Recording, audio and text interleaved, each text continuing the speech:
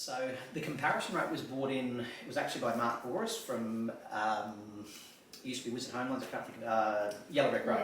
Yeah. And he brought in he largely pushed for this comparison rate to come in, and it's a fantastic concept. In my opinion, it got banked.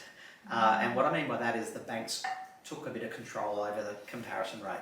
So the important thing to note with a comparison rate is that it's only for a 150 grand loan, and it's only over a 25-year term. So if you're borrowing 150 grand and your loan term is 25 years, it's probably accurate. I've been around a while. I don't do too many 150 grand loans, but it's probably a better comparison to put the two loans side by side. Obviously, as a broker, I have a tool to do that, and if you have a broker, they would as well. And or you could just simply put something side by side in Excel or something like that if you really wanted to. Because it's about the monthly fees and it is, but sometimes some of the fees aren't included because, for example, let's say the fee is billed to a credit card, an annual fee, therefore it's not technically a loan fee. Or if the lender charges a valuation fee or lender's legal fees, that's actually not their fee, so potentially exempt from the comparison rate. So as I say, great tool, got banked. In my opinion, it lost a lot of its value. So it's not a terrible thing to keep in mind, but it really depends how long you intend to keep the property for. So if I was, for example, going to buy a property for 10 years and I was just going to do it myself, I would just put two products side by side on an Excel spreadsheet and add up the fees and charges, assuming rates don't change, which of course they're going to, but just to give an apples for apples comparison, and just add it up and you can check it yourself as to where you'd be better off.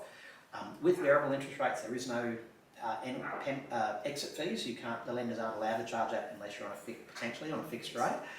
But some lenders do have what's called a discharge fee, so it's important to note that as well. But typically that's around anywhere from $100 to $400. Can be higher, of course, but it's worth noting that as well, especially if it's fairly nominal difference.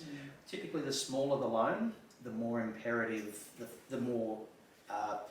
less important the interest rate, the more important the fees. The higher the loan, the more important the interest rate, the less importance on the fees. So there's so many moving parts to why that could be good or bad for your circumstance. I'm so glad I asked that question because what I thought it was not what you just said. Yeah, and as I say, great tool, got back to us. So, yeah, it's very typical of banks and legal requirements for it to be, oh, it's this, but sort of not really, maybe. Correct. And look, some lenders, for example, have what's called honeymoon rate. So there might be a 2-year honeymoon rate, and what's called the revert rate after the 2 years is terrible. So their comparison rate will be atrocious. But you don't, after 2 years you review your loan, whether you'd stay with that lender, well that depends on your circumstances. So the comparison rate really would theoretically only be measured over that 2-year window, because after 2 years you might move from that lender to a new lender, or potentially to a different product with the same lender without such a terrible revert rate. So as I say, great concept. I think it got banked.